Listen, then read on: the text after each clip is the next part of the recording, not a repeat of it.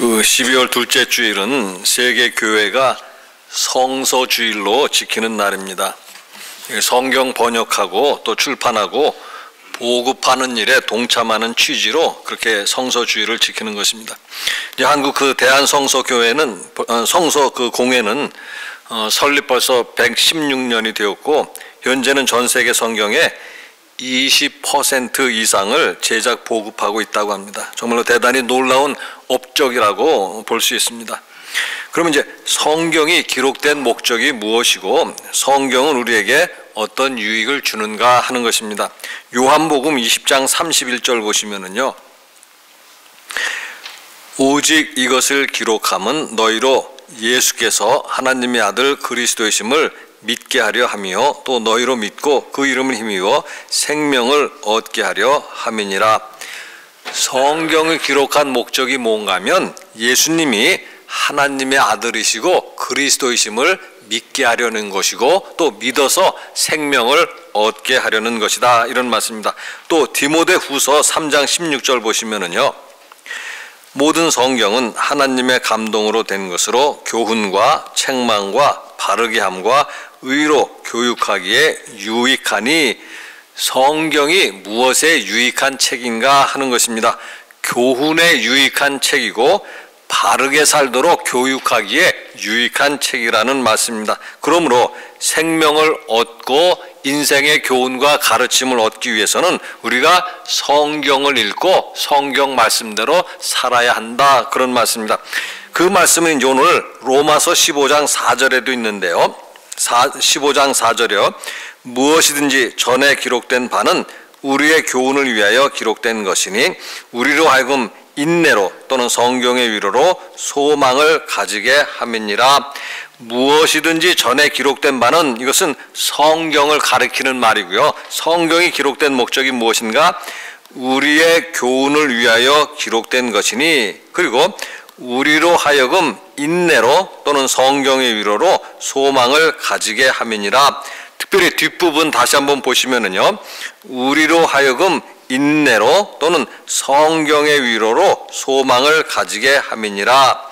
우리가 성경에서 얻는 유익이 무엇인가? 인내와 위로를 배울 수 있고 그래서 소망을 가질 수 있다라는 말씀입니다.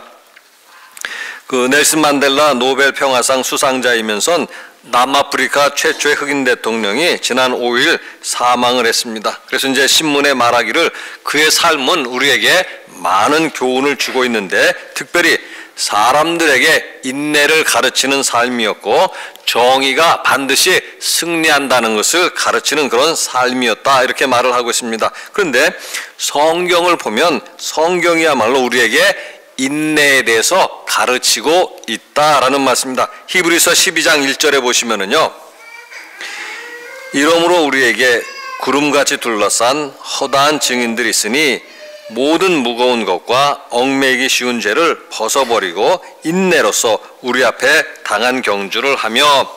이것은 12장 1절의 말씀이고요. 11장에 보면 아브라함을 비롯해서 많은 신앙의 위인들이 소개되어 있습니다. 그런데 그들이 보여준 것이 무엇인가? 신앙의 위인이라는 사람들이 보여준 것이 무엇인가 하는 것입니다. 인내로서 우리 앞에 당한 경주를 하며, 다름질을 하는데 인내심을 가지고 다름질하는 모습을 우리에게 보여주었다라는 말씀입니다. 모세의 경우도 많은 고난을 받았지만 인내하면서 이스라엘 백성들을 하나님께서 약속하신 땅으로 인도를 했습니다. 따라서 우리들도 성경을 읽으면서 성경을 통해서 배워야 할 것은 인내에 대해서 배워야 된다, 그런 이야기입니다. 성경은 만사 형통한 사람들의 이야기를 소개하는 것이 아니라 고난 중에 인내하는 사람들의 말씀을 우리에게 보여주고 있는 것이고 그것을 통해서 우리가 인내를 배워야 한다, 그런 말씀입니다. 로마서 5장 4절에는요, 인내는 연단은 소망을 이루는 줄 알미니라. 우리가 인내해야만 소망을 가질 수 있는 것인데 그 이유는 뭔가 하면 소망이라는 것은 결국 인내의 열매이다, 그런 이야기입니다. 인내가 없으면 소망도 없다라는 말씀입니다. 우리는 다시 모세의 경우를 통해서 생각해 볼 수가 있습니다. 광야에서 이스라엘 백성들이 모세를 원망을 하는데 그 원망하는 이유가 뭔가 하면 우리가 이집트에서 고기 가마 곁에서 배불리 먹었던 때가 좋았다. 그런데 지금은 뭐냐? 왜 우리를 광야로 인도해서 이렇게 굶어 죽게 만드느냐? 이렇게 원망을 한 것입니다. 그들에게는 인내가 부족했다라는 것이고, 만일 모세마저 인내가 부족해서 그들의 요구대로 다시 이집트로 돌아갔다고 한다면 이스라엘의 역사가 어떻게 되었을까 하는 것입니다. 따라서 늘 우리는 성경 말씀을 통해서 인내를 배워야 하는 것이고, 인내하는 사람에게 소망이 주어진다는 것도 배워야 한다, 그런 말씀입니다. 이제 5절 말씀도 보시면은요, 이제 인내와 위로의 하나님이 너희로 그리스도 예수를 본받아 서로 뜻이 같게 하여 주사. 인내와 위로의 하나님이, 이 말씀은요, 하나님은 근본적으로 우리에게 인내와 위로를 주시는 분이다, 그런 뜻이고요. 또 그 결과로 서로 뜻이 같게 하여 주사, 이런 말씀입니다. 하나님께서는 우리가 인내할 때 소망을 주시는데 그 소망이 무엇인가, 하나님이 주시는 소망이 무엇인가 하는 것입니다. 물론 하나님은 하나님 나라에 대한 소망도 주셨고 구원에 대한 소망도 주셨고 영생에 대한 소망도 주셨습니다. 그런데 그 소망 가운데 하나가 뭔가 하면 서로 뜻을 같게 하는 것, 이것이 하나님께서 우리에게 주시는 소망이다, 그런 이야기입니다.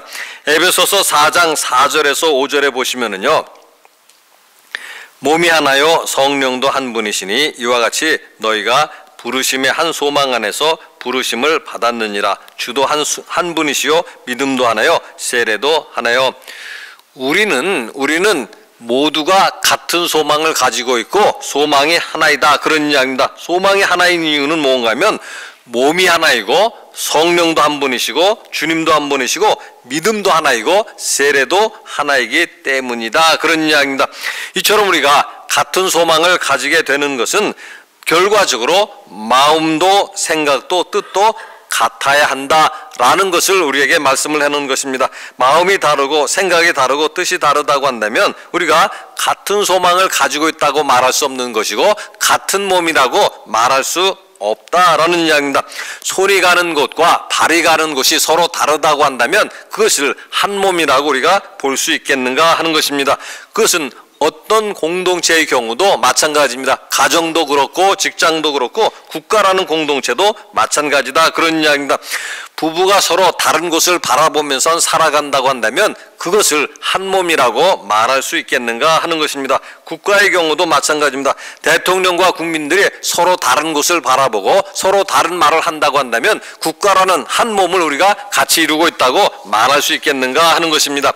특별히 이것은 교회에 대해서는 말할 나위도 없는 것입니다. 갈라디아서 3장 28절에 보시면은요, 너희는 유대인이나 헬라인이나 종이나 자유인이나 남자나 여자나 다 그리스도 예수 안에서 하나이니라. 교회 안에는 다양한 사람들이 있습니다. 유대인이 있고 헬라인이 있습니다. 종이 있고 또 자유인이 있습니다. 남자가 있고 여자가 있습니다. 그러나 예수 그리스도 안에서 다 하나이다, 이런 말씀입니다. 그러면 교회 안에서는 유대인이 헬라인이 되었다는 뜻인가, 아니면 반대로 헬라인이 유대인이 되었기 때문에 하나인가 하는 것입니다. 또 교회 안에서는 남자가 여자가 되었다는 말인가, 아니면 반대로 여자가 남자가 되어서 모두가 하나가 되었다는 뜻인가 하는 것입니다. 같은 믿음을 가지고 있고 같은 마음을 가지고 있고 뜻을 같이 한다는 것이 결국 하나가 되었다는 뜻이 아니겠는가 하는 것입니다. 뜻이 같아야 한 몸이다, 그런 이야기입니다. 그러면 우리가 어떻게 뜻을 같이 할 수 있겠는가 하는 것인데요, 5절 말씀을 다시 한번 보시면은요, 이제 인내와 위로의 하나님이 너희로 그리스도 예수를 본받아 서로 뜻이 같게 하여 주사. 서로 뜻이 같게 하여 주사라는 것인데요, 앞에 무슨 말씀이 있는가 하면 너희로 그리스도 예수를 본받아, 우리가 예수 그리스도를 본받아야만 서로 뜻을 같이 할 수 있다라는 것입니다. 특별히 이제 예수님의 어떤 점을 본받아야 할 것인가 하는 것인데요, 앞에 있는 말씀과 연결해 본다고 한다면 결국 예수님의 인내를 우리가 본받아야 한다, 그런 뜻입니다. 히브리서 12장 2절에 보시면은요, 믿음의 주요 또 온전하게 하시는 이인 예수를 바라보자. 그는 그 앞에 있는 기쁨을 위하여 십자가를 참으사 부끄러움을 개의치 아니하시더니 하나님 보좌 우편에 앉으셨느니라. 십자가를 참으사, 이 말씀은요, 예수님은 십자가의 고난을 인내하셨다, 그런 말씀이고요. 또 부끄러움을 개의치 아니하시더니, 개의치 아니하신다라는 것은 마음에 두지 않는다라는 거죠. 예수님은 부끄러움을 마음에 두지 않았다. 부끄러움을 마음에 두지 않았다는 것도 결국 부끄러움을 인내하셨다, 그런 뜻입니다. 예수님이 이처럼 인내하셨는데 우리도 예수님을 본받아서 인내해야만 한다라는 것입니다. 특별히 이제 어떤 점에서 우리가 인내해야 할 것인가 하는 것인데요, 마지막으로 7절 말씀 보시면은요, 그러므로 그리스도께서 우리를 받아 하나님께 영광을 돌리심과 같이 너희도 서로 받으라. 거기 보시면 그러므로 라는 말이 사용되고 있습니다. 그러므로 라는 말은 항상 결론을 내릴 때 사용하는 말입니다. 따라서 15장 말씀의 결론이 무엇인가 하면 7절 말씀이다, 그런 이야기죠. 그러므로 그리스도께서 우리를 받아 하나님께 영광을 돌리심과 같이 너희도 서로 받으라. 너희도 서로 받으라. 고린도전서 10장 31절에 보시면은요, 그런즉 너희가 먹든지 마시든지 무엇을 하든지 다 하나님의 영광을 위하여 하라. 우리가 무엇을 하든지 간에 다 하나님의 영광을 위해서 해야 한다라는 말씀입니다. 그러면 영광을 위해서, 하나님의 영광을 위해서 해야 할 일이 무엇인가, 또 하나님께 영광을 돌리는 길이 무엇인가, 그것은 바로 너희도 서로 받으라, 그런 말씀입니다. 예수님이 우리를 받으신 것처럼 우리가 서로 받을 때 그것이 바로 하나님께 영광을 돌리는 길이다, 그런 말씀입니다. 그래서 우리가 예수님을 본받는다라고 할 때 특별히 예수님께서 우리를 받아들이신 것을 우리도 또한 본받아야 된다, 그런 이야기입니다. 예수님은 어떤 우리를 받아들이셨는가 하는 것입니다.